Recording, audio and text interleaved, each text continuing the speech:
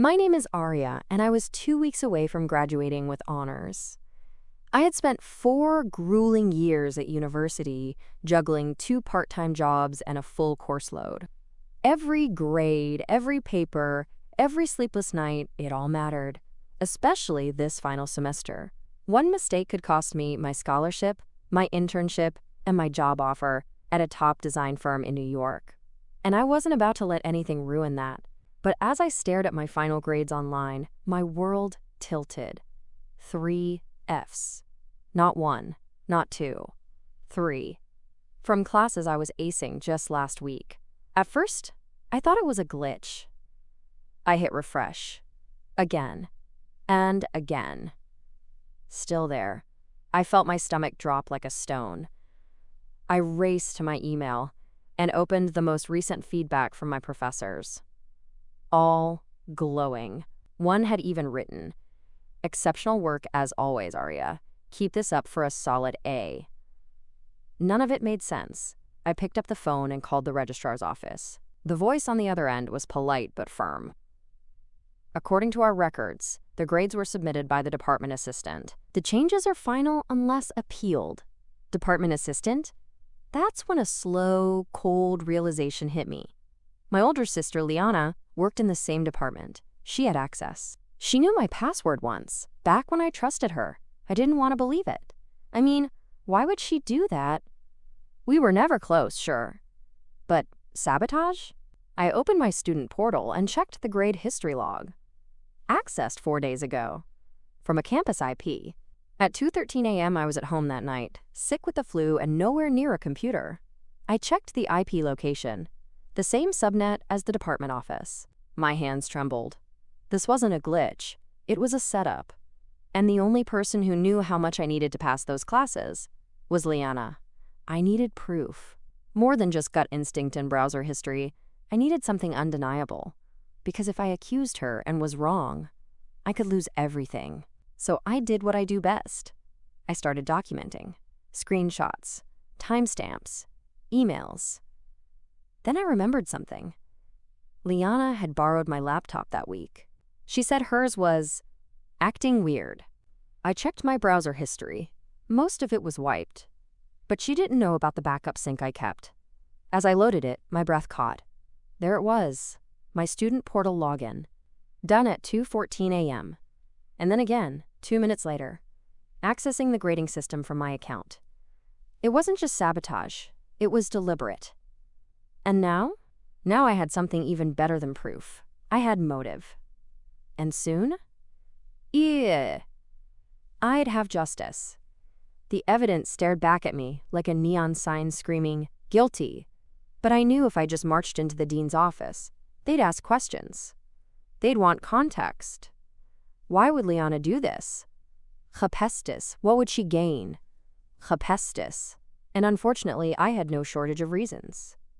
Growing up, Liana was always the golden child. Honor roll. Homecoming queen. Dad's favorite. Mom's carbon copy. And me? Pax. The shadow she hated walking in. But when I got into the same university as her, things shifted. Suddenly, I was the one winning awards. Internships. I even got a scholarship she didn't.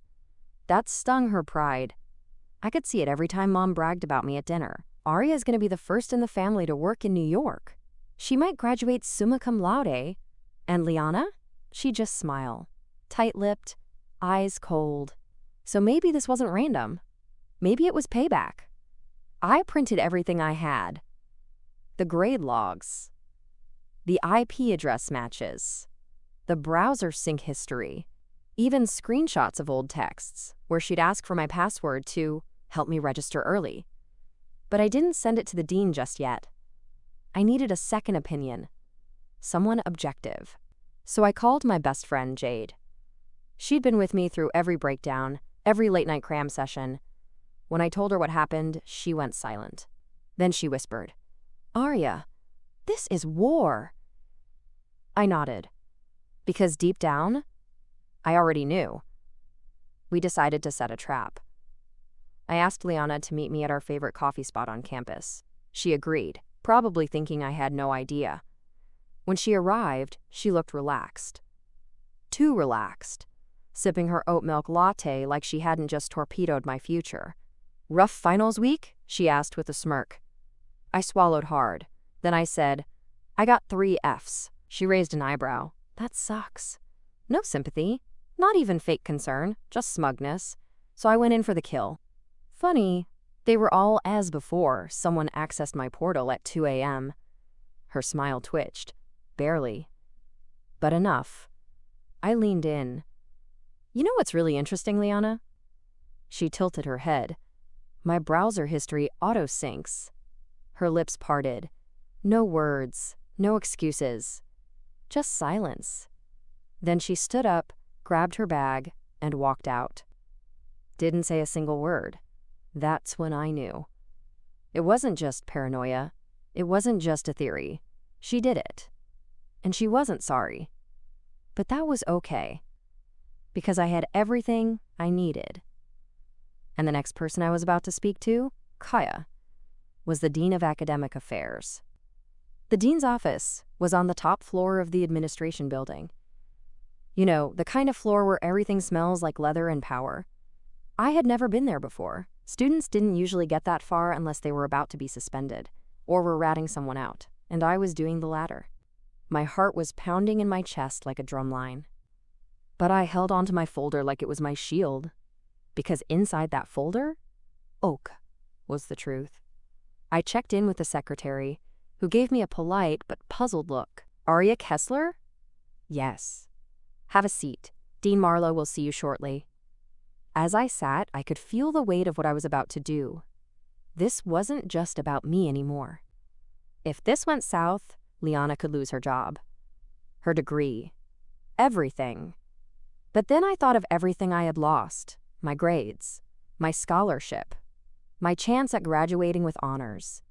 And worst of all, the trust I once had in my own sister. The door opened. "Miss Kessler?"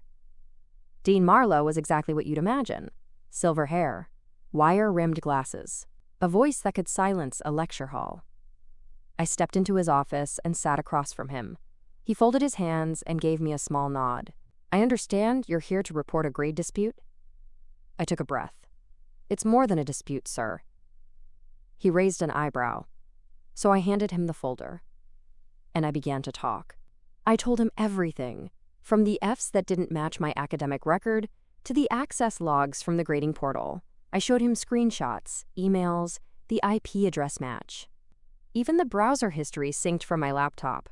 He didn't interrupt. He just flipped through the papers, one by one, occasionally making a note. When I finished, the room went silent. Then he looked up. "And you believe this was done intentionally by your sister?" I nodded. "I don't believe. I know." He sat back in his chair. "This is serious, Miss Kessler." "I know. Academic records are protected under university policy and federal law." "I know. If your allegations are true, this is grounds for termination, possibly legal action." "I understand." He studied me. "Why would your sister do this?" I paused. And then I told him everything. About the jealousy, the years of subtle sabotage, the stolen moments of recognition she couldn't stand me getting. He listened. And for a moment, I saw something flicker in his eyes. Maybe understanding. Maybe disbelief. Then he said something I didn't expect. "I want to run a full internal investigation. I'm ready.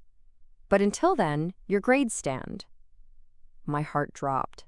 "But it's protocol, Aria. I believe you, but we need to follow the process." I swallowed my disappointment. It wasn't a no. It just wasn't a now.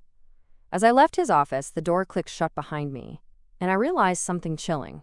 Liana wouldn't go down quietly. She was going to fight this. And I had just declared war. 2 days later, everything changed. I got a call from the dean's assistant. "We've reviewed the initial logs. We're moving forward with the investigation." I should have felt relieved. But I didn't. Because that same afternoon, Liana showed up at my apartment. Uninvited, unannounced, and completely unhinged. She banged on my door like she was the landlord. When I opened it, she walked in like she owned the place. "You went to the dean?" she hissed. I didn't even answer. I just looked at her. This wasn't the version of Liana people knew. This wasn't the polished, popular, poised sister who posted curated brunches on Instagram. This was the real her. The one I grew up with. The one who once shredded my college acceptance letter before I could even read it. "I know what you're trying to do," she said, pacing my living room. "You're trying to ruin me." I laughed, sharp and bitter. "I'm trying to fix what you destroyed." "You're so dramatic, Arya. It was one stupid login." "You changed my grades." Her jaw clenched. She didn't deny it. She just said, "You were getting everything handed to you." "Again." I stared at her. "Do you really believe that? You got the internship, the scholarship. You were about to graduate with honors. And me? You had everything too, Liana. But you wanted mine." She turned, furious. "No one ever looked at me the way they looked at you. Not Dad, not Mom, not the professors. You were always the smart one. I was just the pretty one." I stood in silence. I wasn't sure what was more disturbing, her confession or how calmly she gave it. "So you sabotaged me," I said. "It wasn't supposed to be permanent," she snapped. "Just enough to knock you down a peg. You'd appeal, get it fixed, cry your way through it." My voice turned ice. "I didn't cry, I documented." Her eyes narrowed. "You really think they'll believe you over me? I've worked in that office for 3 years. I know people." "You also left a digital trail even a freshman could follow." She stepped closer. "I could make this worse for you, Arya. I know how to play this game." "So do I said. And then I did something I hadn't planned. I pulled out my phone, hit play. The voice memo app was still recording. Her voice echoed back into the room. "You got the internship, the scholarship. You were about to graduate with honors. And me?" Her face went white. "You recorded me? I gave you a chance to come clean." She lunged at me, but I stepped back. "You need to leave." "This isn't over," she said, her voice low and dangerous. "I know," I replied. And I meant it. Because now I wasn't just filing a report. I was building a case. And Liana had just handed me her confession. The next morning, I didn't go to class. I didn't go to work. I sat at my desk, headphones in, replaying that recording of Liana over and over again. Every word she spoke was a nail in her own coffin. But one sentence stood out more than the rest. It wasn't supposed to be permanent. That one line proved intent. It proved she had done it knowingly. And now, I had it all saved in a time-stamped voice memo, backed up on the cloud and copied to a flash drive. I emailed everything to Dean Marlowe. The logs, the screenshots, and the recording. Then I waited. An hour passed. Then 2. And just when I thought he might be ignoring me, my inbox pinged. Subject, urgent. "Please come in immediately." I grabbed my things and rushed out the door. When I got to the admin building, they didn't make me wait this time. Dean Marlowe opened the door himself. And this time, he wasn't alone. There was a second woman sitting across from his desk. She stood as I walked in and extended her hand. "Hi, Arya. I'm Detective Mel Tran with Campus Security and Student Conduct." I froze. "A detective?" "Please, sit," Dean Marlowe said, his tone more serious than before. He played the recording. And then he looked me in the eye. "This is a formal investigation now." Liana wasn't just looking at internal consequences anymore. She was facing disciplinary action from the university and possibly charges under academic fraud statutes. She accessed a secured student account, Detective Tran said. That's a violation of both university policy and state data laws. She used my login, I added. She impersonated me to change my grades. She also admitted motive, the dean said. We're suspending her access effective immediately. I should have felt victorious. But all I felt was exhausted. "What happens to my grades?" I asked quietly. Dean Marlowe nodded. We've reviewed your coursework, professor evaluations, and timestamps. We're restoring your original grades. That one sentence lifted a weight I didn't even realize I was still carrying. You'll graduate on time. Tears welled in my eyes, but I blinked them back. What about her? I asked. She'll be notified today, Detective Tran said. Depending on how she responds, we'll proceed accordingly. And as I stood to leave, Dean Marlowe added, Aria, I'm sorry this happened. You did the right thing. I walked out of that office feeling like I could finally breathe again. But the peace didn't last long. Because later that night, I got a call from my mom, and her voice was ice cold. You reported your sister to the school? She snapped. Do you even realize what you've done to this family? My stomach dropped. Because, of course. Liana had told them her version first. And once again, I was the villain in her story. But this time, I had the truth. And I was done apologizing for it. Mom didn't call to ask if I was okay. She didn't ask about the grades or the investigation. She just launched into a tirade that burned through the phone like wildfire. She's your sister, Aria. You don't destroy family over some numbers. I stood in my kitchen, the phone pressed to my ear, in complete disbelief. Mom, she committed academic fraud, I said, barely holding back tears. She tried to ruin my future, but Mom wasn't listening. She said you set her up, that you forged that audio. I laughed. I actually laughed. That's what she told you? She said you've been jealous of her for years. I felt like someone had knocked the air out of my chest. I got Fs because of her, Mom. I almost lost everything. Silence. Then she said something that shattered me. Well, maybe if you were a little more forgiving, we could have handled this quietly. That's when I realized something awful. It didn't matter what I proved. Not to them. They were always going to choose Liana. She was the daughter who never argued, who smiled in family photos, who made everything look perfect, even when it was poison. I ended the call. I didn't scream. I didn't cry. I just stared at the wall for a long, long time. That night, Jade came over. She brought Chinese takeout and a USB stick. I made copies of everything, she said, in case your sister tries to erase you. I nodded, grateful. Then she added, your mom's reaction? That's not about you. That's about who they've chosen to protect. I looked up. Then who's protecting me? She didn't answer. She just pulled me into a hug. The next morning, everything blew up. Liana had been officially suspended from her campus job. The Student Affairs Bulletin sent out a vague memo about a staff member under review for code of conduct violations. People started whispering, posting, speculating, and then someone leaked it. Screenshots of the investigation email, clips from the voice recording, even a photo of Liana storming out of the admin building, face red and furious. And suddenly, Issy, she wasn't the golden girl anymore. Professors pulled her from group mentorships. Organizations dropped her name from events. People started calling me the girl who exposed her sister. Some said I was brave, some said I was ruthless. But one thing was clear, the truth was out. And Liana? She wasn't just mad, she was unraveling. That afternoon, I got a new email. Subject, formal hearing scheduled, Academic Integrity Board. It was happening. She was being brought before the board. And I was being called to testify. This wasn't just about grades anymore, this was about justice. And I was ready to speak. The hearing was held in the administrative conference room, rows of chairs, a long table, 3 faculty members at the head. It felt more like a courtroom than a campus meeting. I sat on one side. Liana sat on the other. For the first time in weeks, she didn't look smug.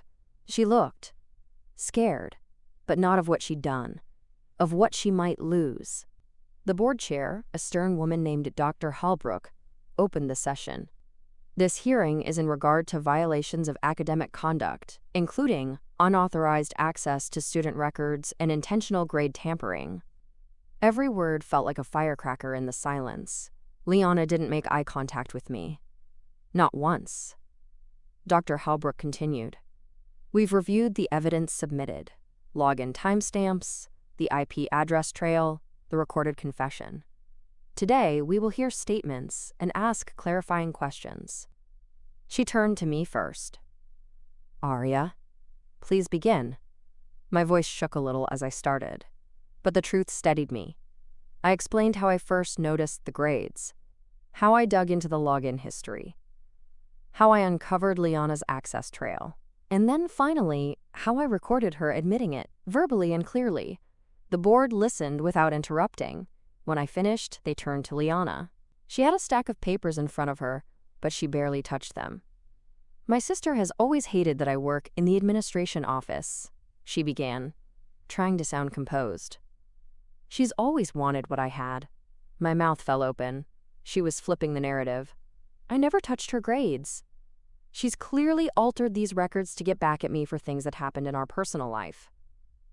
One of the board members raised an eyebrow. You're saying your sister faked your voice? In a live audio recording? Liana hesitated. I'm saying, I don't remember saying those words. There it was. The dodge. But Dr. Halbrook was already opening her laptop. She clicked play. And once again, Liana's voice filled the room. You were about to graduate with honors. And me? Her own words. Unedited. Crystal clear. The silence that followed was deafening. Dr. Halbrook closed the laptop. That's sufficient. Liana's shoulders slumped. Like she had been holding up a lie for so long, her bones couldn't carry it anymore.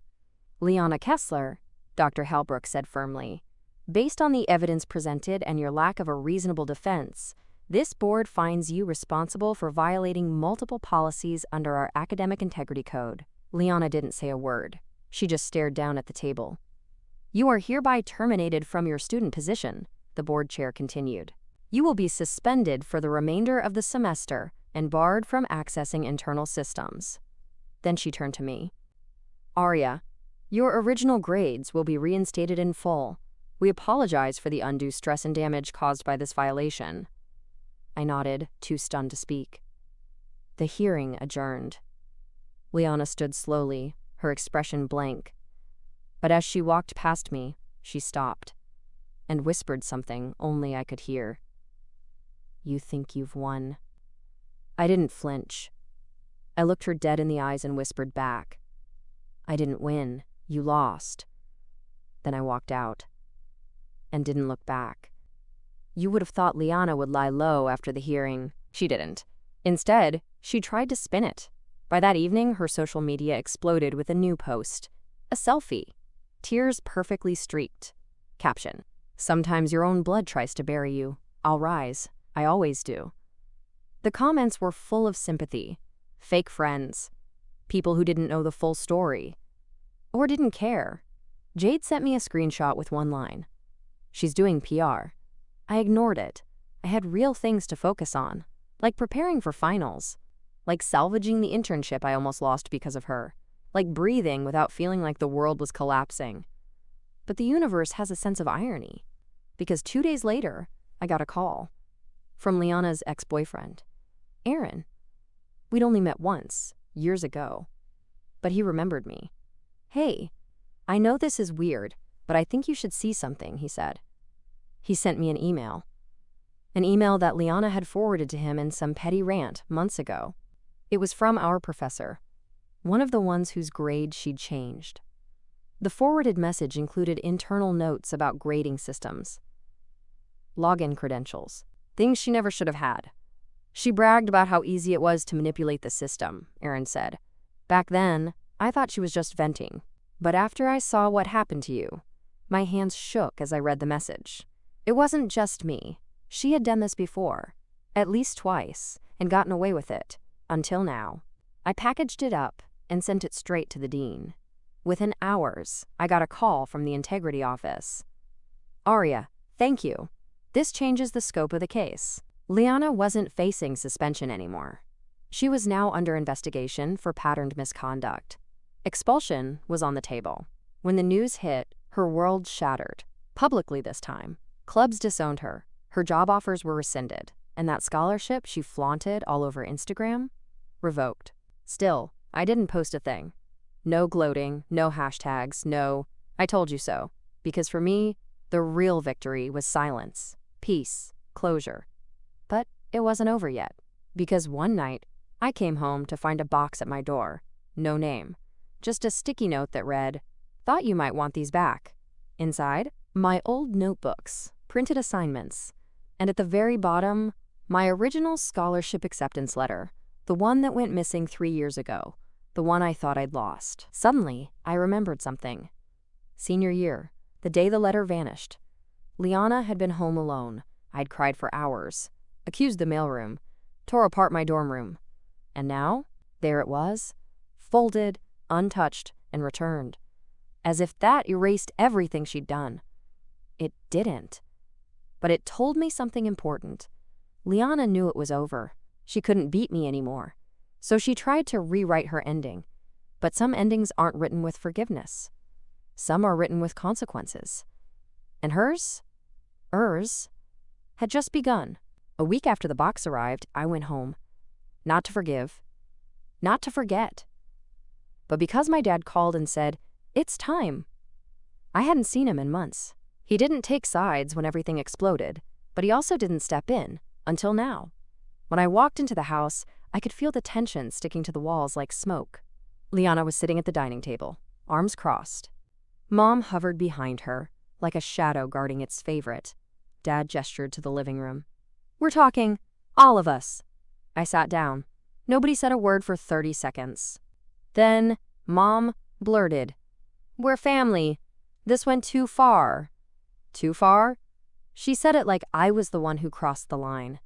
I opened my mouth to speak, but Liana beat me to it. "I didn't think you'd go nuclear, Aria." Her voice was flat, but her eyes were bitter. "You think I wanted you to fail?" I was just angry. "No," I said calmly. "You were cruel." She flinched. "You took my future and shredded it. On purpose. Then lied. Then cried. Then watched me unravel." Silence again. Then Dad spoke. "She admitted everything, Aria. She's been expelled." He looked tired, older than I remembered. "There's nothing left to fix," I said. "Then forgive," Mom cut in sharply. And that's when I snapped. "Forgive?" I laughed. "You didn't ask her to apologize, you asked me to forgive." "She's your sister," Mom said through gritted teeth. "She's a saboteur," I shot back. Dad rubbed his temples. But I was already on my feet. "I came here because you said it was time. I thought maybe, just maybe, someone would finally hold her accountable in this house." I turned to Liana. "You didn't just try to ruin me, you succeeded. For a moment. But I came back, stronger." She stared at the floor. "I should have been proud of you," she said finally. But I was jealous. There it was. Honesty. Too little, too late. "I don't hate you," I said. "But I also don't trust you. And I'm done pretending that those things are the same." Mom started crying. Liana wiped her eyes. Dad stood but didn't say anything. I walked to the door. Before I left, I looked back. "You made your choices," I said. "Now I'm making mine." Then I left. No hugs, no forgiveness, just freedom. Jade picked me up from the train station that evening. She didn't ask what happened. She just handed me a cup of coffee and smiled. "Want to see your graduation gown?" she asked. I nodded. Because in 2 days, I'd be walking across the stage, graduating with honors. Something my sister couldn't take anymore. And for the first time in forever, I felt like I was exactly where I was supposed to be. Graduation day arrived with soft skies and a breeze that smelled like fresh starts. I stood in line in my cap and gown, gripping the edge of my program like a lifeline. Jade sat in the front row. My dad was there too. Quiet, proud. Mom didn't come. Neither did Liana. And honestly, proud's tutors. That was fine. I wasn't doing this for them. I was doing this for me. When they called my name, everything went still. Arya Kessler, summa cum laude. I stepped forward, crossed the stage, shook the dean's hand. And for the first time in a long time, I didn't feel like I was trying to prove myself. I felt seen, valid, whole. The applause echoed, but all I could hear was my heartbeat. Fast, steady, free. After the ceremony, Jade tackled me in a hug so tight, I nearly fell over. "You did it," she whispered. "No," I smiled. "We did." She pulled back and handed me a small envelope. Inside, a letter from the scholarship committee. An update. Not only had my award been reinstated, they were also featuring my story with my permission in their newsletter. Resilience in the face of adversity. I laughed, because if only they knew the full story. Back home that night, I found another message, this time from Liana. A single-line email. "I hope one day you can forgive me. I'm sorry." No dramatics, no manipulation, just that. I stared at it for a while, then closed it. "Maybe one day," I would reply. But not now. Now was for me. The next morning, I packed my bags for my summer internship. A real one this time, with a firm that had read my application, reviewed my transcript, and chosen me. Not because of pity, not because of family ties, because I earned it. And as I zipped up my suitcase, I looked around my little apartment, the place where I cried, rebuilt, uncovered the truth, and reclaimed my future. I'd lost a sister, but found my spine, lost some trust, but found my truth. And if I had to do it all again, Juckles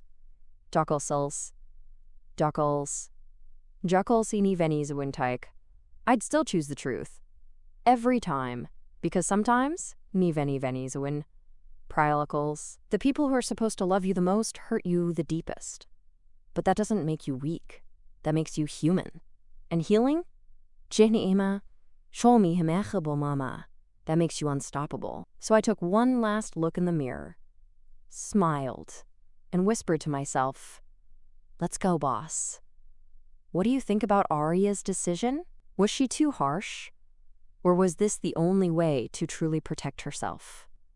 Share your thoughts in the comments below, and don't forget to subscribe to the channel for more heartfelt stories about family.